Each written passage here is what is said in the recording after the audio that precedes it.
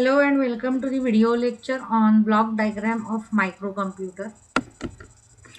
Let us first understand what are the important blocks in the microcomputer system.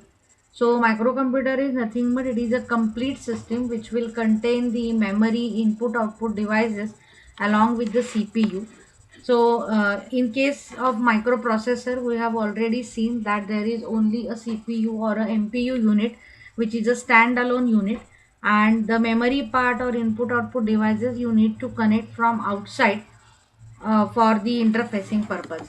But in case of an microcomputer, this is not the case, and all the devices, that is input device, MPU, ROM, RAM, output devices, address decoder, all they are present on chip. So in a single chip only you will get the entire system.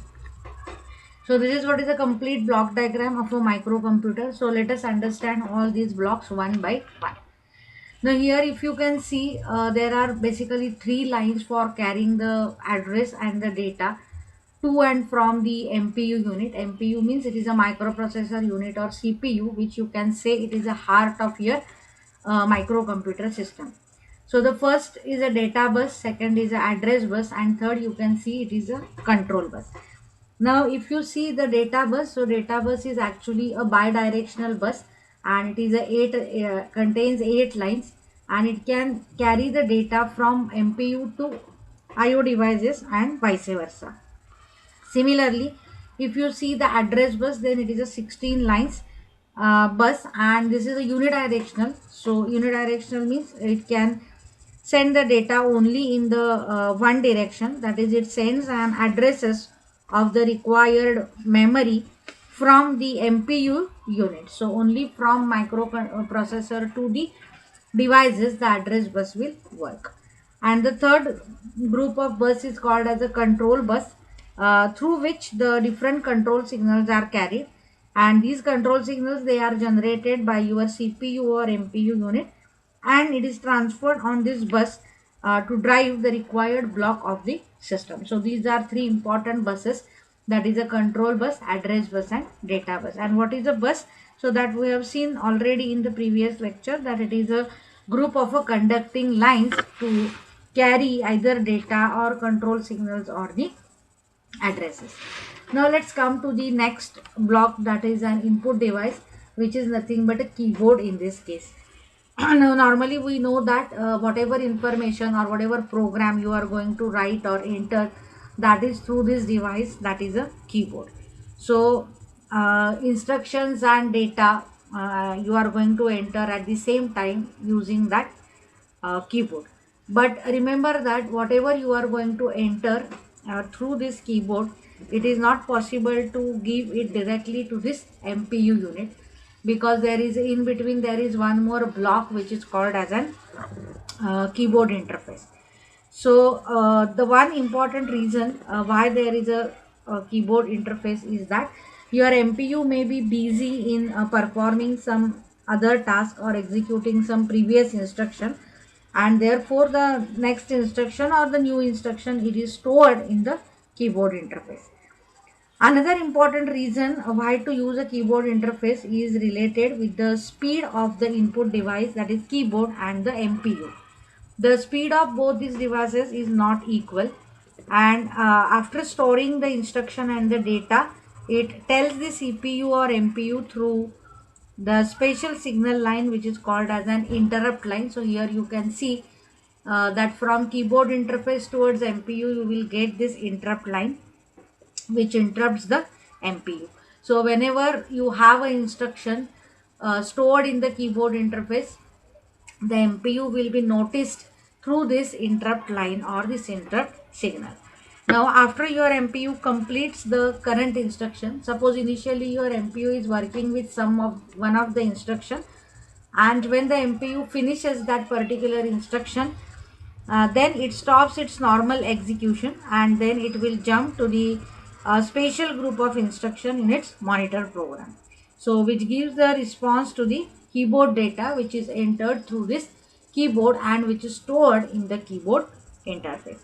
So keyboard interface is nothing but it is actually a special chip, or you can say it is a special IC and it is connected to the address bus, chip select, and the control lines. These are the different signals which are available in the keyboard interface, because whenever any data is to be entered, then it is informed to the MPU through the interrupt line, and therefore your MPU generates the control signals. The chip select signal is used to activate this keyboard interface, and the MPU tells it to send the data on the data bus. Then and after all this, your MPU will accept the data, and then it will continue with the current job. So this is the entire procedure, how the data or the, you can say, the instruction and the data which is entered from the keyboard will reach and gets executed by this MPU. Now let us understand what is the role of this MPU or the CPU. So as I have already mentioned that it is a main part of your system. You can say it is the heart of the microcomputer system, where your data is processed and the required control signals are generated to control the entire system. Now the whole processing and the data flow is done with this MPU chip, and this microprocessor is a controlling unit, and it is also fabricated on a special chip or a very small chip which is capable of performing the different important functions.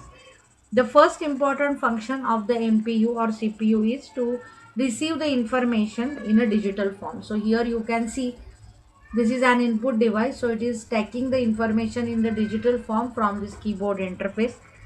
Once it gets that information, then it is going to process that particular information by means of an arithmetic and logic unit.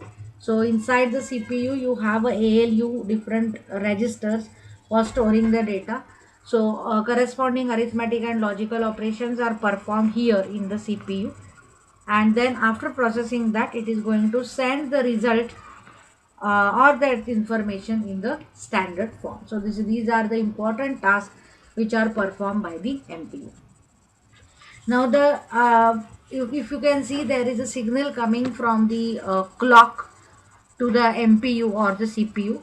So clock is nothing but it is one type of a timing signal. You can say it is a pulse of a train. It is a square wave actually, with which the whole circuitry can be synchronized, and the speed of the system also depend upon this clock frequency. So this clock is normally given to the MPU. That means whatever is the frequency of the clock or the crystal that you are going to connect, your MPU will be going to operate with the same frequency. So it is going to decide the speed of operation for the entire system. Then after that, if you can see, there is a memory part. So there are two memories, one is a ROM and another is a RAM. The ROM is called as a read-only memory, or it is also called as a program memory.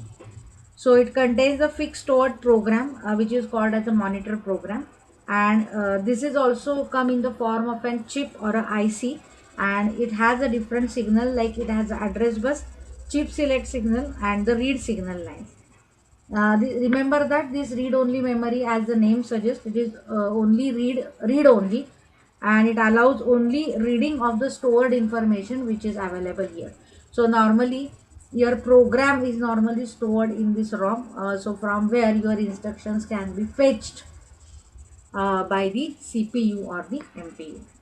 Next comes is a RAM memory. It is also called as a data memory, and this is normally used for storing the data, and it is actually a temporary or volatile memory. It is bidirectional.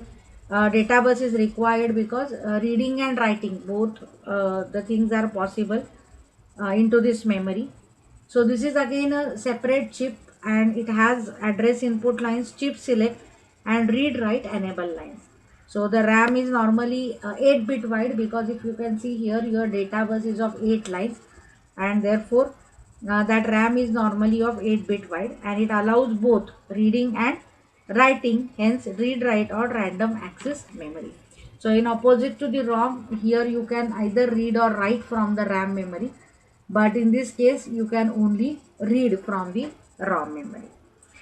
Then after that, you have a output device, that is a display, but again if you can see that it is information will not go to directly to the output device, but through the display interface.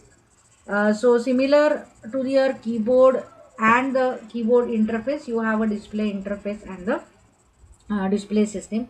Now this display system is nothing but it is a 7 segment LED display. So there are 7 LEDs available, and those 7 LEDs you can glow as per your requirement. Different digits you can display using that 7 segment display LED. So that is what is the entire thing. Then one more important block you have is a address decoder block. So it samples the data and it select the proper device, which is nothing but an important role of an address decoder. So now if you can see all these blocks, they are connected together through the different control buses, data bus and address bus. So the last part is a important part is a power supply. So it is necessary to operate the circuit, hence it is very much important. And this power supply, it depends on the uh, chip. That means what voltage level can be given, that is decided by that particular IC, and that information will be provided in the data sheet of that particular IC. So this is what is the entire block diagram of the microcomputer. So guys, if you like my video, then don't forget to subscribe to my channel and also like and share the video with your friends. Thank you guys, thank you so much.